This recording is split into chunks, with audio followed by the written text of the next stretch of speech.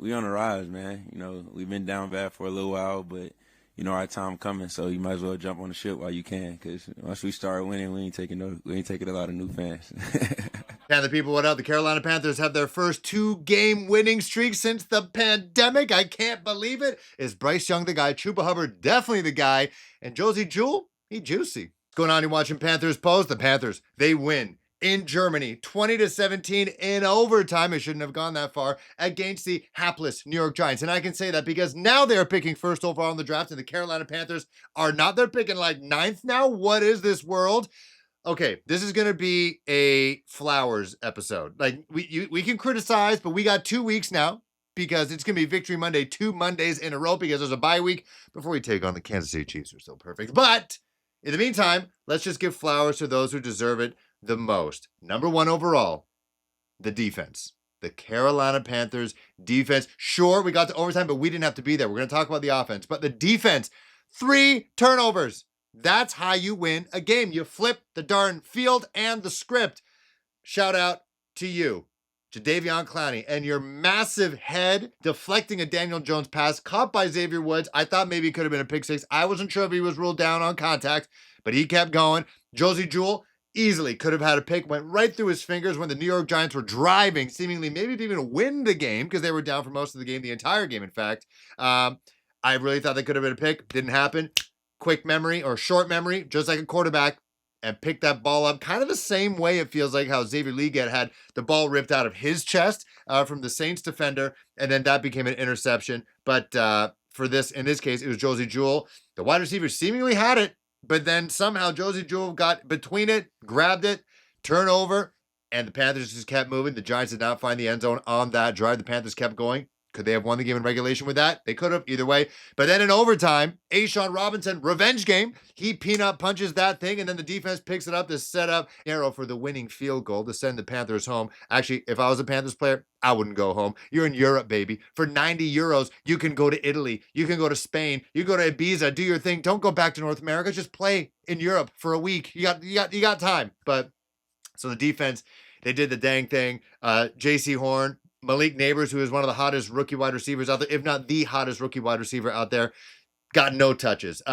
Rich Eisen, who is on the play-by-play, super excited to think that maybe Malik Neighbors would have caught a huge catch towards the end of regulation. That didn't happen. It touched the turf. We'll talk about the turf later if you guys want. I'm not really into grass talk. Either way, J.C. Horn locked it down. You paid Chuba Hubbard long-term. J.C. Horn is absolutely next. No one was throwing to J.C. Horn's side. The defense played absolutely great. The defensive line, with DJ Wanham back, they're getting healthy. That was the biggest knock on this team. We lost. DJ Wanham didn't play until this week. It's week 10. Derek Brown hurt after week 1. Josie Jewell, Shaq Thompson, those guys were gone. Dane Jackson gone. Now they're back. They're getting healthy. These are the guys we're talking about in the offseason. They are scheme fits with Avero's defense. And so it's paying off right now. We were giving them hell throughout the entire season, but now they stepped up and they put the offense in position to really put this game out of reach for the Giants. But the offense, besides Chuba Hubbard, just couldn't really get over the hump and really get vertical and really punish this Giants defense, which, mind you, had Brian Burns on it and Dexter Lawrence, some pretty good defensive linemen out there. So it wasn't an easy defense they were going up against.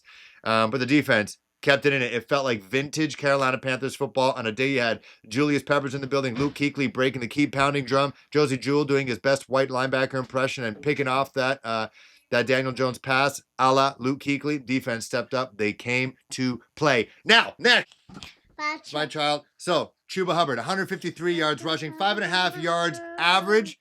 Got that touchdown. Got paid. No, hey, he got tackled rough. He said he dislocated his knee for a second and went back in. That's called a subluxation, people. Those are not pretty. But he... Okay, you can hold this. And he played tough. Normally when guys get paid, especially running backs, performance goes down. He went up. That's that Canadian blue-collar atmosphere. That's that Canadian blue-collar heart right there. Just kept pumping it. Man had almost 100 yards rushing in the first half. And I thought maybe they forgot about him in the second half, but they kept going. You can say what you want about Dave Canales, but he did lean on him to set up Eddie Pinheiro in the overtime. They used him to try to drown out the clock as much as they could in regulation. They just couldn't do it. Like, he was stopped. I don't think he gained anything more than 3 yards in that final couple drives to try to bleed the clock. Just didn't work. But Chuba Hubbard, they compared him to Marshawn Lynch. And when you think about it, like, he's a pretty dude. Like, he's not Marshawn Lynch. He's not as big and thick as Marshawn Lynch, but he is a problem. He is a problem. And behind Robert Hunt and Damian Lewis and all those guys, Cade Mays doing his thing at center, he is a problem. Once Jonathan Brooks gets another 2 weeks to get healthy, they weren't trusting that Allianz Arena grass for that knee. And we saw what could happen. Chuba Hubbard dislocated or subluxed his knee. You don't want that with a guy coming off an ACL injury. But him, Maple Barbecue, the Maple Barbecue Express against the Chiefs, I don't know. It could be a thing. If they're still undefeated, it'd be very NFL for them to have a tight game against the Panthers, who at that point only have 3 wins. Bryce Young, the ultimate game manager, 126 yards passing. He was second on rushing, though, at 30 yards, with Miles Sanders out with what looks like a season-ending injury for him. Hope him all the best. But, Bryce, this is what we wanted. We don't need him to be the truck. He is a trailer. And at this point, he is being carried by Chuba Hubbard. And today, he was carried by the defense. And he made the throws that he had to in the first half.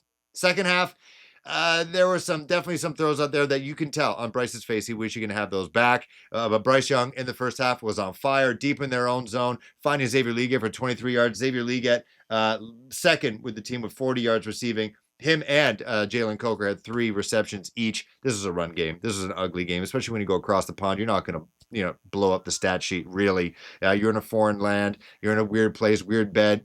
For some people, weird food. It was a running game. But 41 and 40 yards receiving for Coker and Legette, respectively.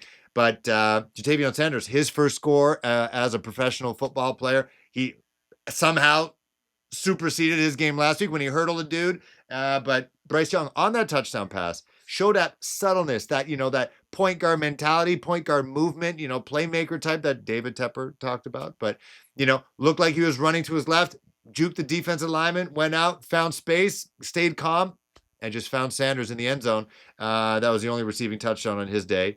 But he definitely seemed more confident in the pocket, staying in there longer. And I was getting nervous. I was getting dude, no, I'm stay in the pocket longer. Today I was bail, you're there too long. But there are times where he was climbing up the pocket. He was staying in there, calm, cool, and collected as he does. But again, in the moment we want him to be a game manager, you got to manage the game efficiently. You can't be throwing too high on Chuba Hubbard in the flat to try to bleed out the clock. If Chuba Hubbard were throwing a proper ball in motion, in the numbers, he crosses that first down marker, bleed out the clock, game over. We don't have to stress out about overtime. Same thing with Jalen Coker, who was completely open, just whiffed. There's a couple whiff throws on Bryce. I'm happy. I think the Panthers deserved it, just taking a look and getting FOMO for real from Aaron, from Unnecessary Bluntness, PNP, Roaring Riot. This was 100% a home game. Normally they say, this is the Panthers' home stadium, but it doesn't feel like that because it is an away game and you got fans from all over Europe showing up that aren't necessarily Panthers or Giants fans. But the way Roaring Riot just ran the town, I don't think the Mara family were filling up Steins in Munich. The David Tepper family were doing that. You had alumni up the yin-yang. It looked like such a great time. And the fact that the Panthers do own the rights, the marketing rights for the country of Germany, I think that the Panthers will be to Munich what the Jaguars are to London. That the Panthers will always go back to Munich, I hope. If I'm missing something, let me know. But man, your boy knows now not to miss that trip. That trip looks great. This is the way the season has been, the team has been the last couple of years. You probably forgot that Panthers have that many rabid fans with that much money to spend on a trip to Europe. Go across the pond. That is not cheap. And to spend money in euros. I know your American dollar is better than ours, but it looked like a lot of fun. I don't know how you leave that, whether you're Rashad, Dave, Aaron, Eric from Keep Purring. I don't know how you leave that experience and come out less of a Panthers fan and not more of a fanatic. Even if they win, one more game, 2 more games, how do you leave that and crap on this team? What they built for the fans, what they did with the help of Roaring Riot to make people feel so welcome and loved. And this team is giving back to you in a way that you get to meet your favorite Panthers, hang out, sign autographs, have beers with them. I don't know how you walk out of that experience and be not a fan or not more of a fan. You had so many young kids, some young German kids, young European kids falling in love with the Panthers right there. So it's good to see. So if you are watching this from Germany, let me know how you guys think. We got 2 weeks to talk about this, and I wouldn't want to do anything else. See you guys soon.